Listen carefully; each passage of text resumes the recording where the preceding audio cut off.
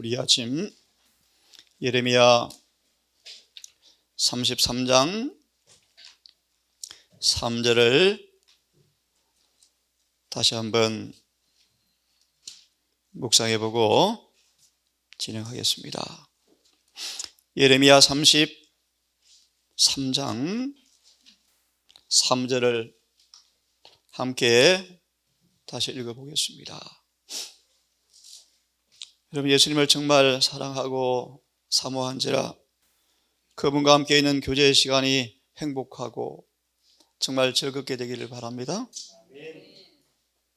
사도 요한처럼 정말 구주의 가장 가까운 자리는 그의 자리였답니다. 기억이 납니다. 요한의 변화는 사랑에 대한 응답이었다. 정말 주님을 사랑했어요. 요한은요. 그렇죠? 정말 사랑했습니다. 여러분, 다시 말합니다. 이 예수님을 우리가 어떻게 동반자로 경험할 수 있는가 다시 한번 생각해 보려고 말씀을 폈습니다. 3절의 말씀 함께 읽어보겠습니다. 시작. 너는 내게 부르짖어라. 내가 내게 응답하겠고 내가 알지 못하는 크고 비밀한 일을 내게 보이리라. 아멘. 우리 정은의 한 책 가운데 이런 제목이 있습니다. 하나님의 목소리, 하나님의 메아리. 성경은 이미 하나님께서 말씀해 놓으신 음성입니다. 음성. 이 아침도 그분의 음성을 듣기를 바랍니다. 때때로 두렵고 때때로 너무나 황홀하고 그런 그분의 교제를 통하여 정말 오늘 드리는 말씀처럼 에녹처럼 예를 들어서요, 정말 주님과 동반자의 경험을 통하여 그분을 정말 닮아가는 이 예배 하나 되기를 바라는 것입니다. 이 말씀을 좀 펴기를 바랍니다. 3절의 말씀이죠.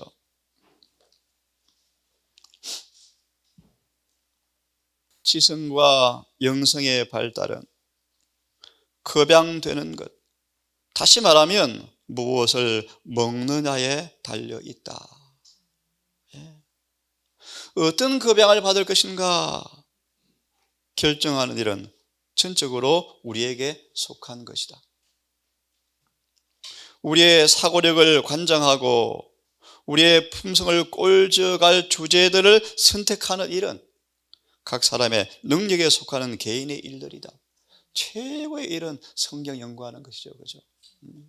정언을 연구하는 것이죠. 성경을 늘 가까이 할 특권이 부여된 각 사람들을 향하여 하나님께서 말씀하십니다. 내가 저를 위하여 내 율법을 10,000가지로 기록하였다. 앞에 10,000가지가 생략되었습니다.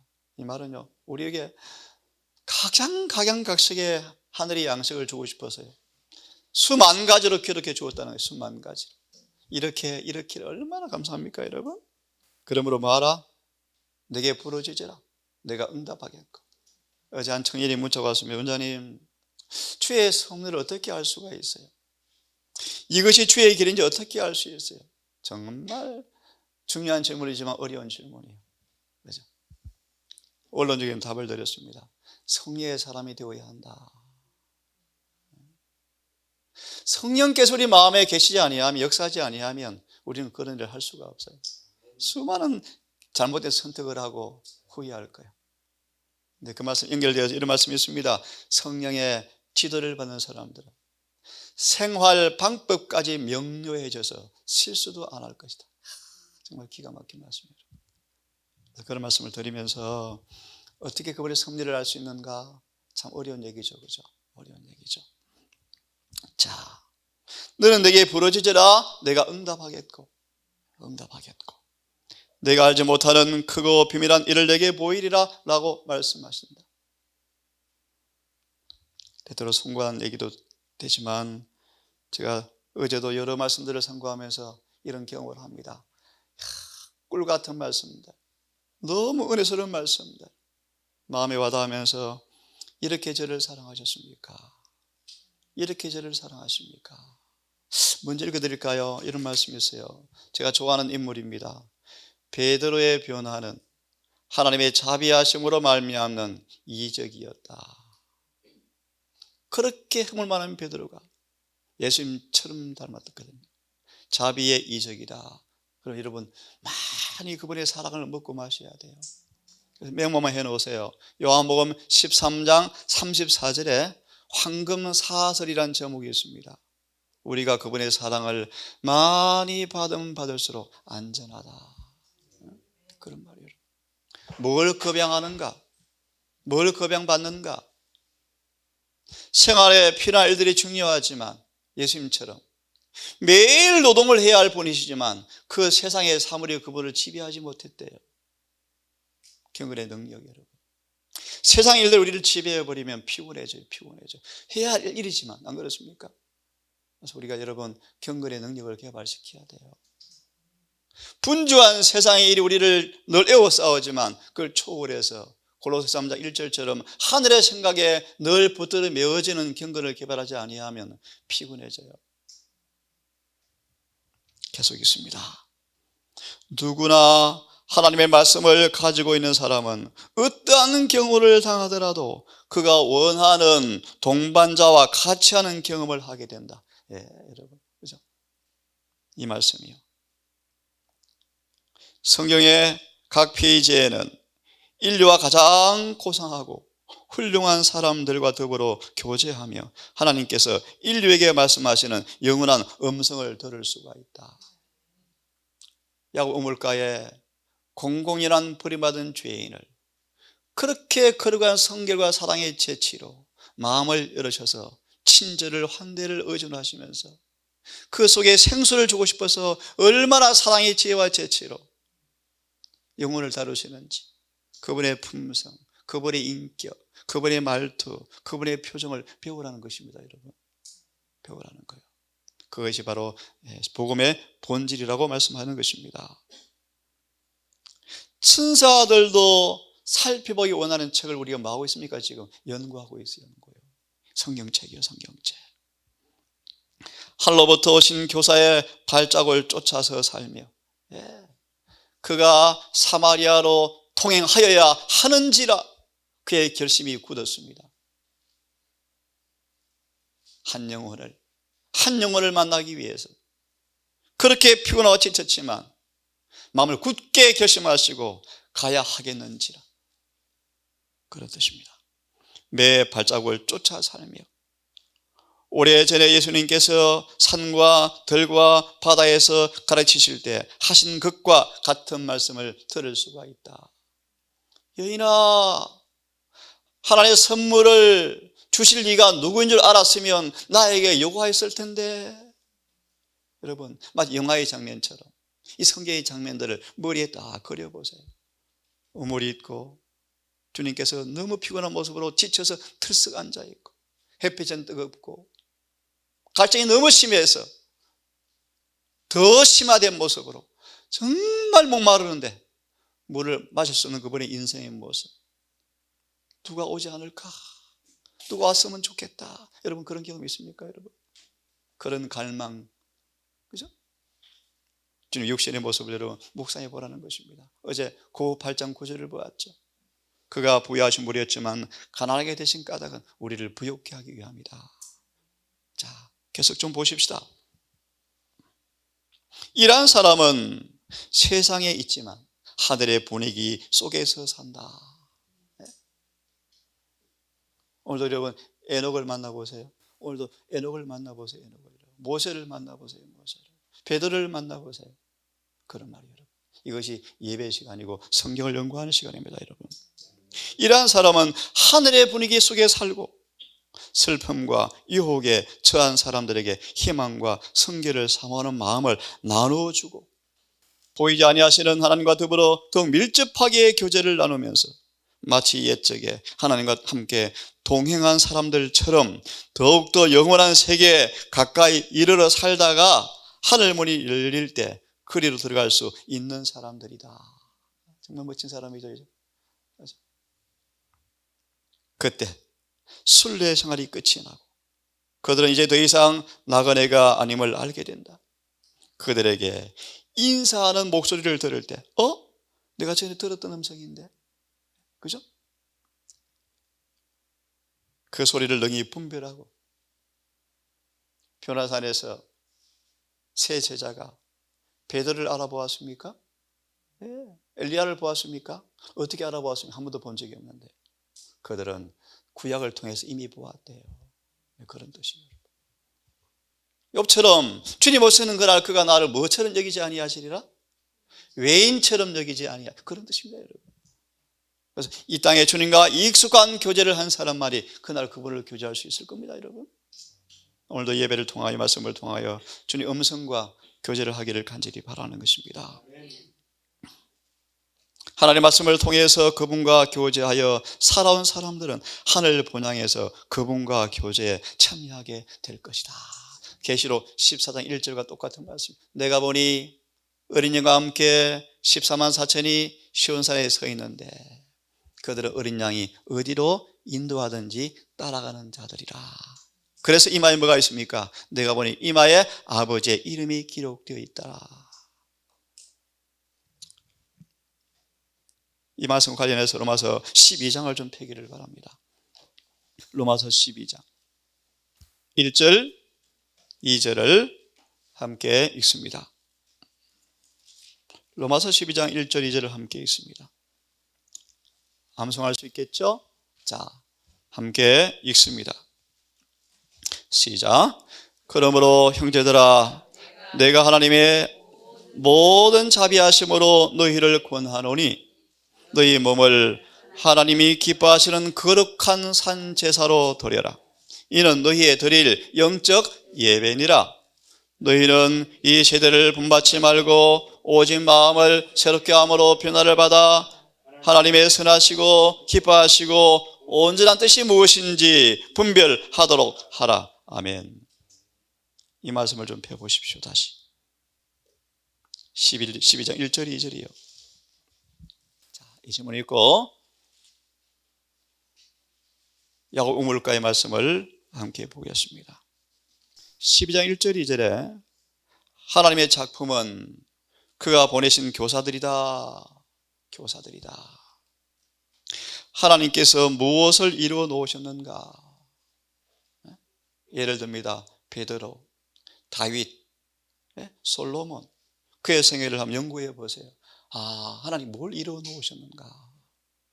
나의 지난 신앙 속에서 뭘 이루어 놓으셨는가? 우리가 자신들을 구원하는 일에 무엇을 요구하고 계시는가? 지금 나한테 뭘 요구하시지? 내가 어떤 부분을 고쳐야 되지? 그 진리의 빛은 세상에 와서 각 사람에게 비치고 있는데 많은 교사들의 목소리가 온 세상에 울려 퍼지듯이 성경은 이 세상에 나타난 대로 작품들의 하나님의 성품을 선포하고 있다고 말하고 있다. 마음으로 진리를 보아야 하고 뜻은 진리가 요구하는 바에 굴복되어야 한다. 자, 화면을 보십시오. 버림받은 한 죄인을 찾아오신 그리스도. 요한복음 4장 4절을 제가 인용해 놓았습니다. 그가 갈릴리로 가실새 사마리아로 통행하여야 하겠는지라. 영어는 must, need라는 단어를 써요. 반드시 필요하셨어요. 왜요? 한 여인을 만나러 가셨어요. 소망 184페이지를 펴시기 바랍니다. 184페이지.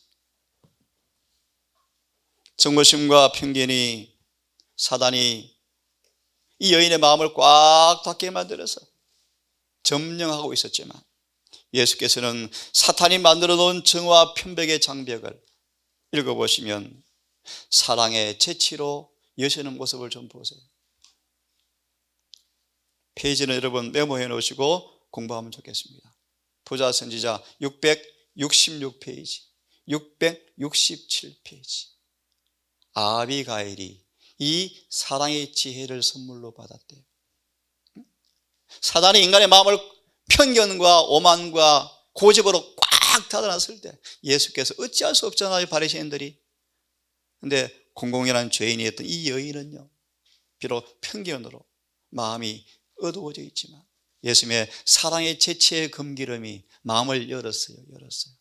열고 생수를 흘러보내시는데 여인이 나중에 보았죠? 생수를 마시고 용모가 하늘의 모습으로 환하게 보이고, 그때 예수님께 너무나 기뻐하셔서 내가 배부르다. 예수님은 그가 베푸는 자비심이 양식이었다. 얼마나 여러분 아름다운 모습이에요. 여러분, 우리가 뭘 먹고 삽니까 여러분? 예수의 양식은 자비와 사랑을 베푸는 것이 그분의 양식이었다. 이런 말씀들을 184페이지 밑에 보세요. 구주께서는 여자의 마음 문을 여는 열쇠를 갖고 계셨으며, 부자선지자 666페이지 667페이지 읽어보시면요, 그렇게 못된 남편을요 아비가일은 충성과 진심으로 사랑했대요. 그래서 그런 남편이지만 그 남편에 관한 그렇게 사랑을 보이면서 아비가일은 사랑이 선물로 준 채치의 말을 입에 가지고 그 속에 성령의 가마를 통하여 다윗에게 친절한 말과 사랑의 말로 다윗에게 선포했을 때, 다윗은 그 여인이 얼마나 고마운지 까딱하면 죄질 뻔했거든요. 아비가일은 그런 사랑의 여인이었답니다. 특별히 우리 자매들 이런 은혜를 함께 누리면 좋겠습니다. 184페이지. 하나님의 사랑에서 우러나온 재치로서 호의를 베푼 것이 아니고 요구하셨다. 친절을 베푸는 일에 거절당할 수도 있다. 하지만 신뢰는 신뢰를 일깨운다. 하늘의 왕이 이 버림받은 영혼에게 와서 그녀의 손으로 하는 봉사를 요구하셨다. 시몬 생각이 나요. 시몬, 유다 생각이 나네요. 지금 메시아 맞아. 저런 더러운 여자 머리털로 눈물 흘려 씻기는데 메시아 아닌 것 같은데. 버림받은 한 여자의 호의를 주님께서 요구하셨다. 그분은 죄인들의 친구였고 세리들의 친구였고 창녀들의 친구였죠. 우리의 친구입니다, 여러분. 하늘의 생의 기록이 다 펼쳐지면 우리 스스로 혐오할 만큼은 죄가 많은 우리입니다, 여러분. 그렇죠?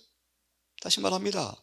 하늘의 기록이 다 공개되어지면 우리같이 더러운 사람 없을 거예요, 여러분. 그죠? 이런 우리를 주님께서 찾아오셔서 호의를 요구하신다. 대양을 만드시고 깊은 바다를 통제하시고 땅의 물샘과 수로를 여신 그분께서 야곱의 우물에서 피곤을 풀고 싶어서 한 모금의 선물까지도 낯선 사람의 친절에 의존하셨다.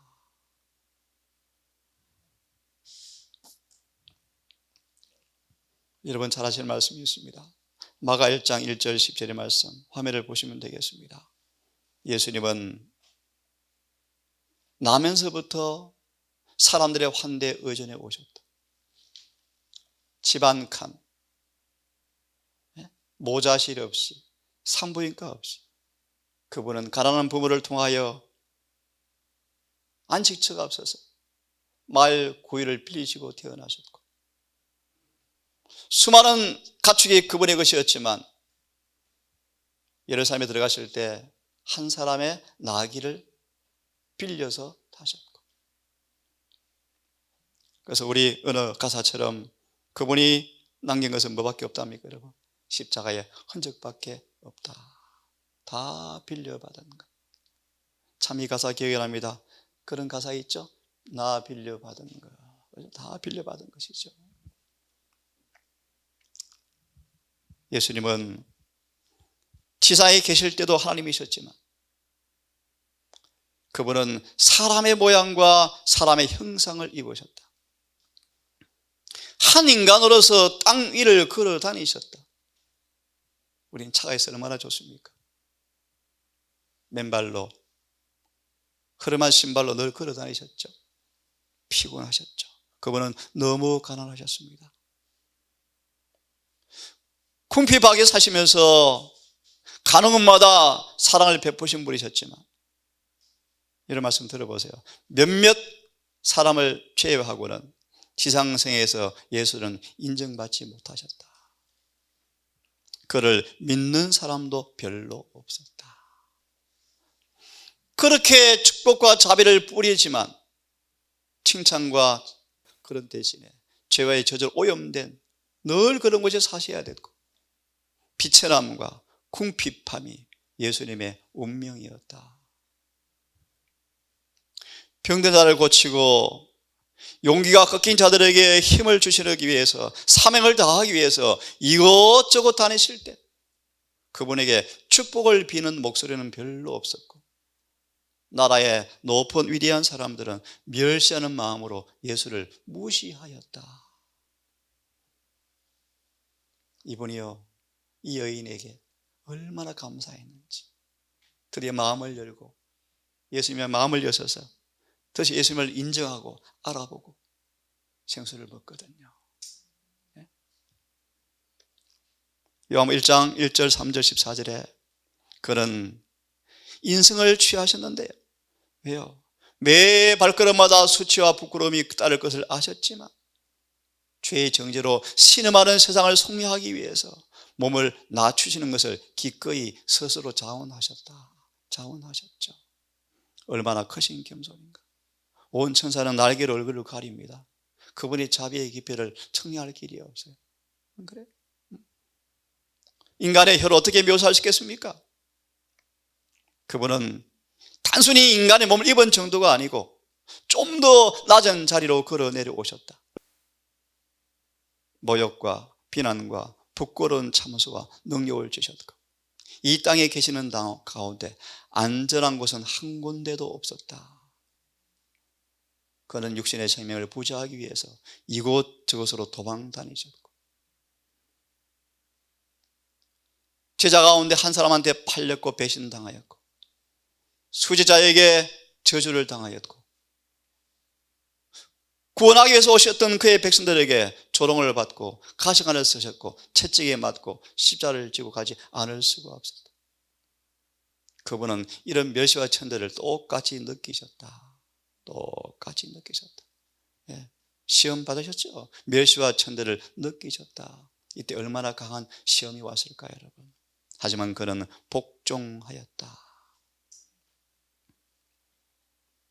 어느 누구도 느낄 수 없는 쓰라린 비애를 느꼈고 하지만 그는 순결하고 거룩하고 흠이 없었지만 범죄자 취급을 받았다. 숭배를 받았던 그분께서 지극히 높은 존귀의 자리에 걸어 내려오셔서 한 걸음 한 걸음 자기를 낮추시고 죽기까지 복종하셨는데 빌립보 2장 5절과 10절의 말씀 얼마나 끔찍한 죽음인가. 영웅으로 죽는 죽음이 아니었고 수치스럽고 잔인한 범죄자 취급받는 죽음이었고 정죄받은 죄인의 모습으로 하늘과 땅 사이에 매달려 죽었다. 천박하고 죄 많고 방탕무리의 조롱과 흠담과 수치 속에서 천천히 죽는 죽음을 택하셨다. 왜요, 여러분? 그 5장 21절 우리로 죄에 대하여 죽고 의에 대해 살게 하시려고. 한마디로 말합니다. 죄 짓지 않게 하려고. 구체적으로 말하면 여러분 수많은 시험과 유혹 속에도 예수님처럼 흠도 점도 없는 생애를 살 수 있도록 하기 위해서 이런 고난을 당하셨어요. 이런 예수님께서 빛이나 여인을 찾아오셔서 인생의 환대를 의존하신 장면을 한번 여러분 보게 되기를 바랍니다. 나를 보는 자는 다 비웃고 입술을 삐죽이고 머리를 흔들며 말하되 그런 범죄자의 하나로 헤아림받고 사람들의 조롱을 받으며 숨을 거두셨다. 그리고 보세요 여러분 육체를 따라 난 그의 친척된 자들도 다 예수를 버렸다.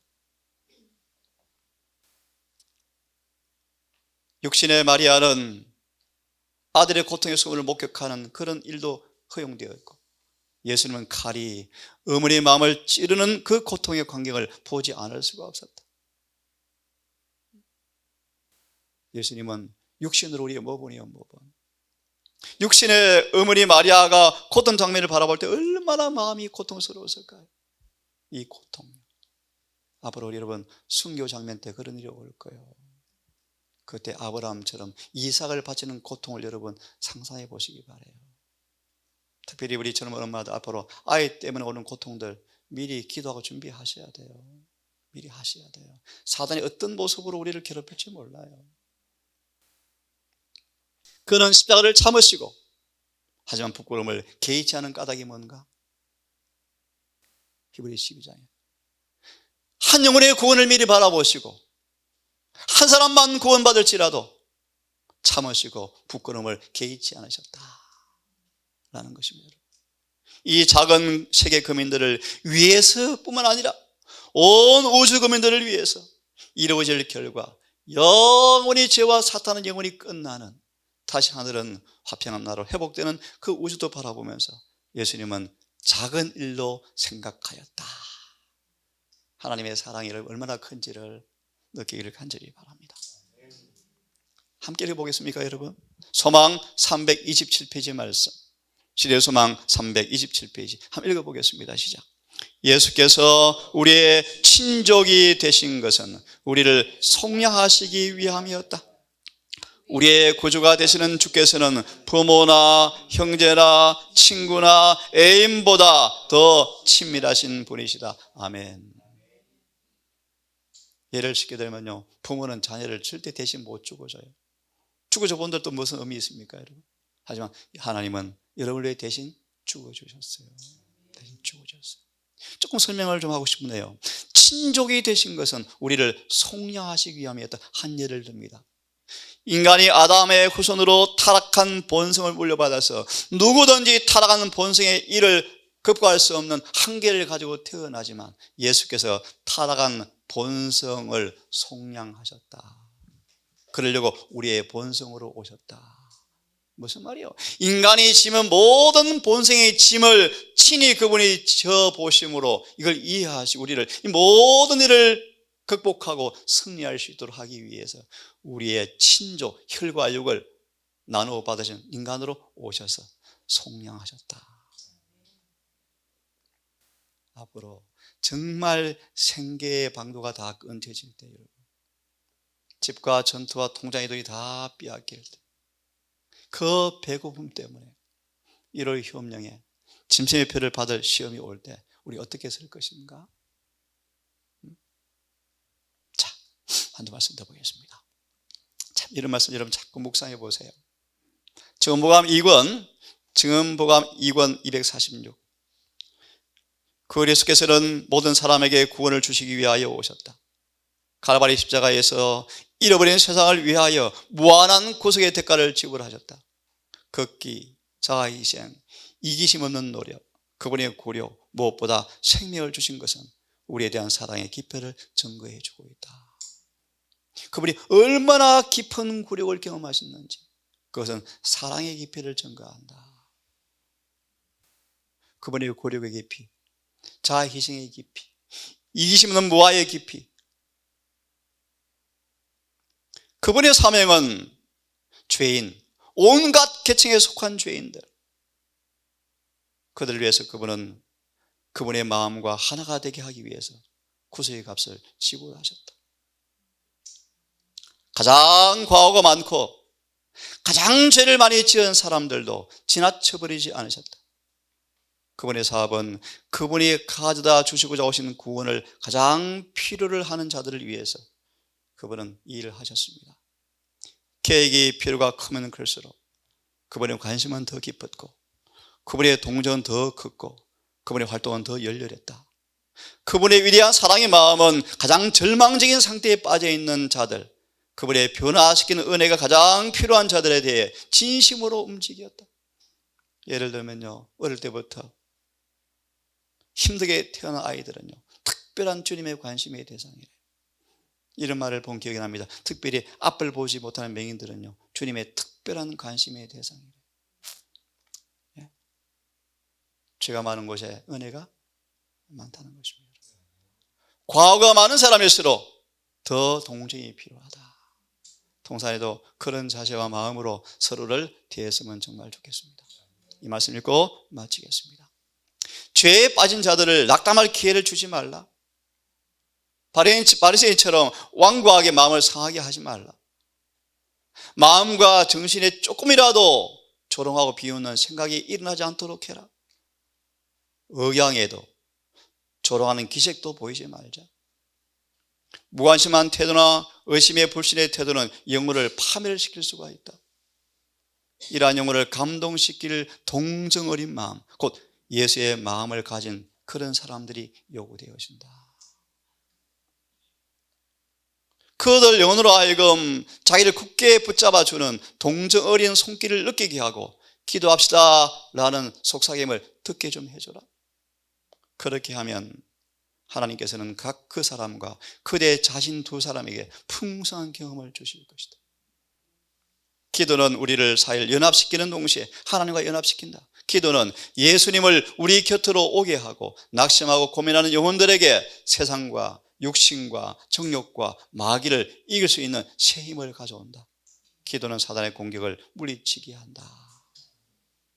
이런 주님 오늘도 배우기를 바랍니다. 한 버림받은 여인을 찾아오셔서 사랑의 재치로 마음을 여셔서 영혼을 얻기 위해서 이 하나님께서 그의 친절을 요구하시는 이런 지혜로운 모습들을 우리 또한 배우게 되기를 간절히 바랍니다. 아버지, 하늘을 두루마리를 삼고 바다를 먹물로 삼아도 다 키워갈 수 없는 하나님의 사랑, 이 무한한 사랑이 우리를 찾아왔고 우리에게 입증되었고 지금도 우리가 원하면 사랑의 샘에서 마음껏 사랑의 샘을 길어 마시고 베드로처럼 요한처럼 에녹처럼 그런 놀라운 경험이 우리의 경험이 될 만한 특권이 있지만 우리 경험이 일천하고 변화받지 못한 채 아버지 살아가고 있는 연구가 무엇인지 다시 한번 깊이 깨닫고 우리 신앙을 점검해보고 오늘 이 일컫는 동안에 아직 하늘을 준비하시는 동안에 이런 주님과 깊은 교제에 들어가는 믿음의 특권을 누리게 하셔서 우리 모든 동산 가족들 한 가지로 다 변화받아 오순절 다락방 모두가 다 성령을 충만하게 받은 것처럼 우리 모든 구성원들 그 동일한 경험이 있기를 소망합니다. 아버지, 오늘도 한 달을 살아가야 합니다. 이 짧은 시간 약 우물가에 찾아오신 주의 모습을 이 아침 함께 나누고 있습니다. 이 한 날 우리를 찾아오신 주님을 만나게 하시고 그 주님께 대화하며 주님이 뭘 나한테 말씀하시는지 듣게 하시고 함께 대화하며 교제하며 이 한 날도 이 여인처럼 생수를 마시는 아름다운 경험이 있게 해 주시옵소서. 해가 지도록 우리 모든 가족들 또 아침 예배를 청취하는 여러 우리 영혼들 이 한 날도 사랑의 금기름을 풍성히 공급받아서 하늘의 적합한 품성으로 변화받는 복된 하루 되게 도와주시기를 우리를 사랑하시는 예수님 이름으로 기도드립니다.